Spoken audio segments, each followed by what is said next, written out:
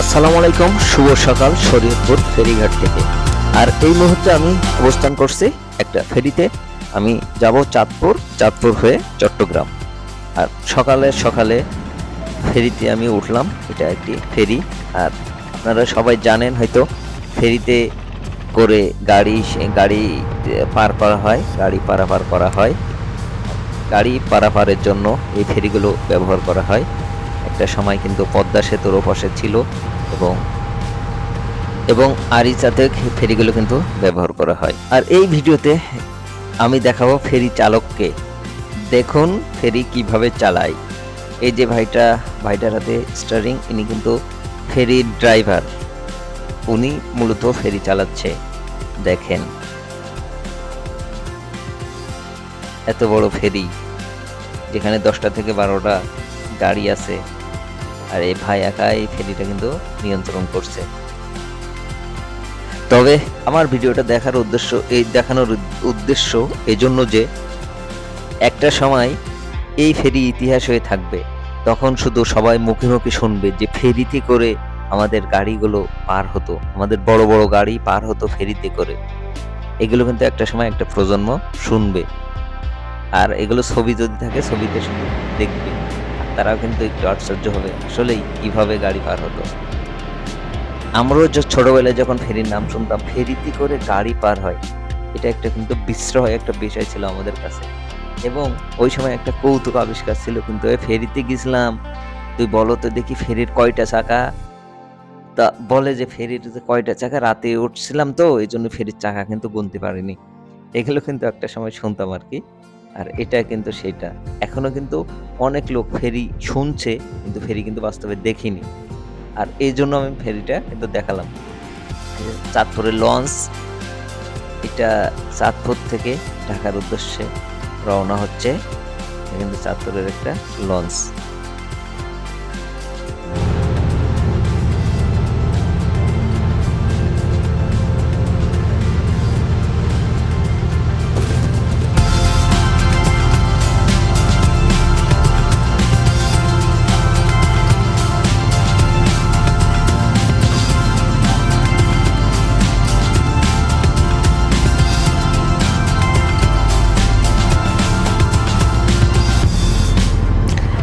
সকাল সকাল ফেরিতে খুব বেশি গাড়ি ছিল না, শীতের সময়, আর খুব ভোরে উঠছিলাম, যার জন্য গাড়ি খুব কম ছিল।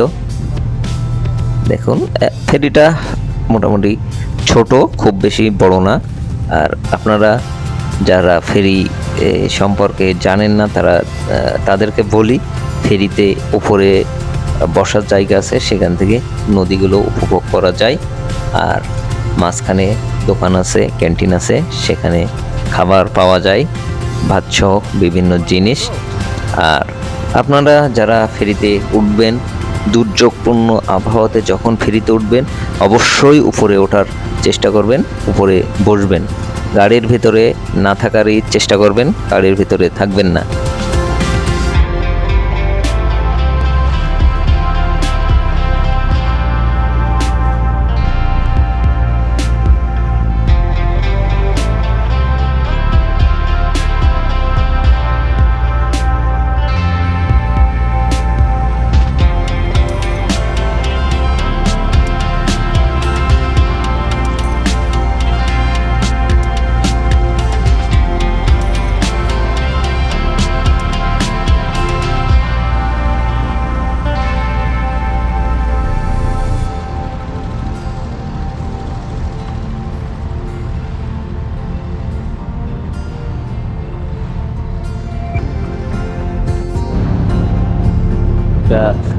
ফেরিতে করে গাড়িগুলো নদীর এপার থেকে ওপার যাওয়া আসা করে। একটা সময় হয়তো এটা ইতিহাসের সাথে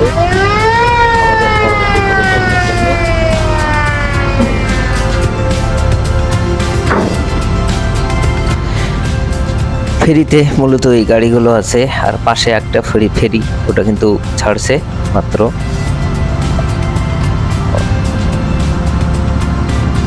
আর আমাদের ফেরিটা কিন্তু দাঁড়িয়ে আছে।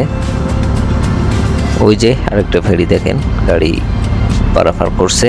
আর এই ভিডিও দেখতে দেখতে আপনি যদি আমার চ্যানেলে নতুন হয়ে থাকেন তো অবশ্যই সাবস্ক্রাইব করে পাশে থাকবেন।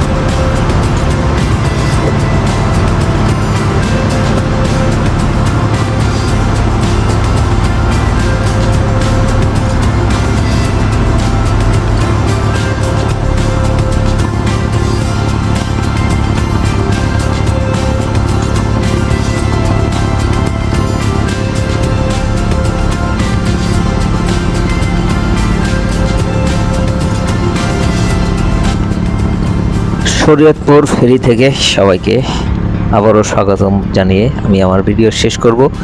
সবাই ভালো থাকবেন, সুস্থ থাকবেন। আসসালামু আলাইকুম। আর হ্যাঁ, অবশ্যই আমার ভিডিওটা যদি আপনার ভালো লাগে অবশ্যই সাবস্ক্রাইব করে পাশে থাকবেন।